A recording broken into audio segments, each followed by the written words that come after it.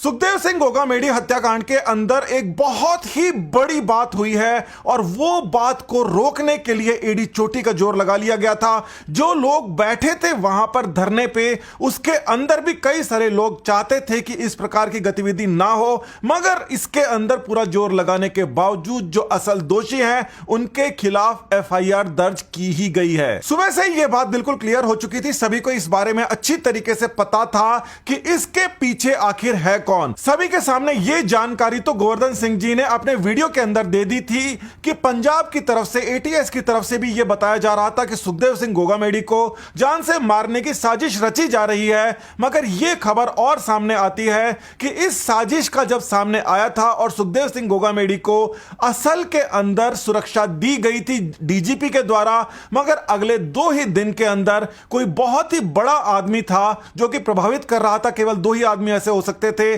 या तो उस समय सचिव हो सकता था, गृह सचिव, या फिर गृह मंत्री, यानी कि दोनों के दोनों अशोक गहलोत जो है इसके अंदर ऐसे सामने आए जिन्होंने उस सुरक्षा को हटवा लिया। ये जो सुरक्षा थी आखिर क्यों हटवाई गई, इसके पीछे कोई ना कोई तो कारण रहा होगा और इसी के चलते बाद के अंदर जब सरकार बदल जाती है और नई सरकार के आने का ट्रांजिशन है, कुछ ही समय की बात थी जिस समय तक प्रशासन, पुलिस पूरा का पूरा आज जबकि ये वीडियो रिकॉर्ड हो रहा है, आज भी अशोक गहलोत के पूरे हाथ के अंदर है और इस समय तक ही एफआईआर लिख दी जानी थी। मगर यहां पर जो सबसे बड़ी समस्या सामने आई अशोक गहलोत के सामने, वो उस समस्या का नाम है गोवर्धन सिंह एडवोकेट। जैसे ही सुखदेव सिंह गोगामेडी का जो गोलीकांड सामने आता है, वैसे ही यहां पर सबसे पहले पहुंचने वाले लोगों में थे राजेंद्र गुड़ा, और उनके बाद में ये जो आंदोलन था ये काफी बड़ा, और उसके बाद में केवल और केवल गुड़ा की वजह से ही जिस तरीके से बखेड़ा खड़ा हुआ, उसके बाद ही पूरा राजस्थान बंद किया। और यहां पर जो अचानक से माहौल की शुरुआत हुई उसके अंदर कहा गया कि सबसे पहले आप एफआईआर तो दर्ज करा लो,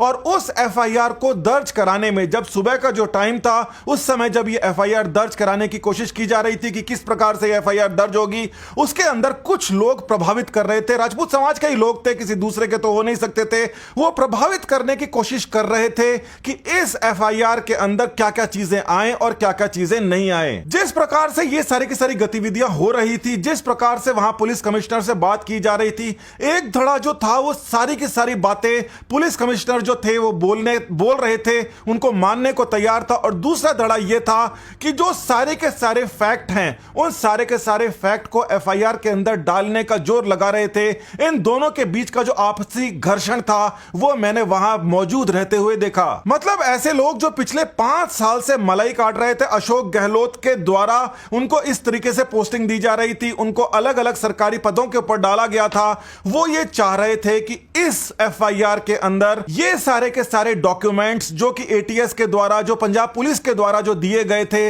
उन डॉक्यूमेंट्स का जिक्र नहीं होना चाहिए, केवल इतना ही होना चाहिए कि जो शूटर्स थे वो आके चले गए, और ये जो मामला था इसके अंदर अशोक गहलोत का नाम किसी भी प्रकार से नहीं आना चाहिए, यानी कि इन्वेस्टिगेशन के अंदर ये सामने नहीं आना चाहिए कि सुखदेव सिंह गोगामेडी को जान का खतरा था और उनके खिलाफ पुख्ता सबूत थे। और ये जो सबूत थे ये सुखदेव गोगामेडी के खुद के तैयार किए हुए नहीं थे, ये बाहर से आए हुए थे। कल सुबह जब ये भयंकर भगदड़ मच रही थी और ये बात बिल्कुल क्लियर हो रही थी, वहां पर जो लोग मौजूद थे उनको भी ये बात समझ में नहीं आ रही थी कि आखिर आज के समय जो अशोक गहलोत ने सुरक्षा प्रदान नहीं की है उसके पक्ष के अंदर भी कुछ लोग क्यों बोल रहे हैं, और जानबूझ के अशोक गहलोत का जो नाम है, यानी कि गृह मंत्री का जो नाम है, वो जानबूझकर बचाया क्यों जा रहा है। इस मामले को लेकर काफी गर्मा गर्मी हुई आपस के अंदर। एक बार तो ऐसा लगा कि यहां पर एक दूसरा बखेड़ा खड़ा ना हो जाए, मगर फाइनली ऐसा होता है कि एफआईआर को बहुत ही सही तरीके से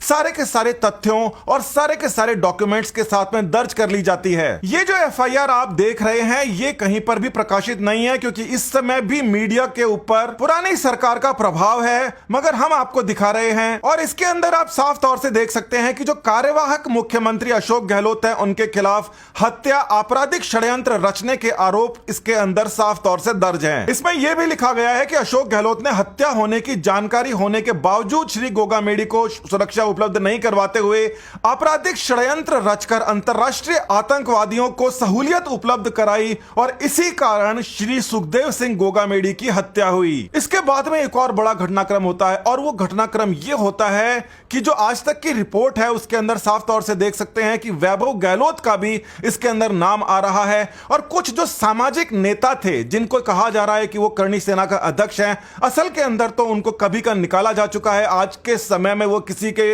अध्यक्ष नहीं है। उनको भी कांग्रेस के साथ में बड़े स्तर के ऊपर देखा गया था। पिछली बार वो वसुंधरा सरकार की खिलाफत करते हुए अशोक गहलोत के बहुत नजदीक आ गए थे और वो इसको पूरी तरीके से इन्फ्लुएंस करने के लिए कोशिश कर रहे थे। अभी और भी ज्यादा बड़े खुलासे होने बाकी हैं क्योंकि ये मामला इतना सीधा कतई नहीं है, क्योंकि ना ये मामला सीधा है, ना जिस आदमी के ऊपर इस प्रकार की जो हत्याकांड की गई है वो सीधा है, ना करने वाले सीधा हैं और ना ही इस समय जो समय चल रहा है वो सीधा है। इसके बहुत ज्यादा सियासी मायने हैं। केवल और केवल वो खबरें जो कि छुपाई जाती हैं वो सामने लाने का जो जिम्मा है मैंने उठा रखा है और इसके अलावा जो बाकी मीडिया आपको खबरें दे रही हैं उनके ऊपर आप जाकर वो खबरें देख सकते हैं। नमस्कार, धन्यवाद।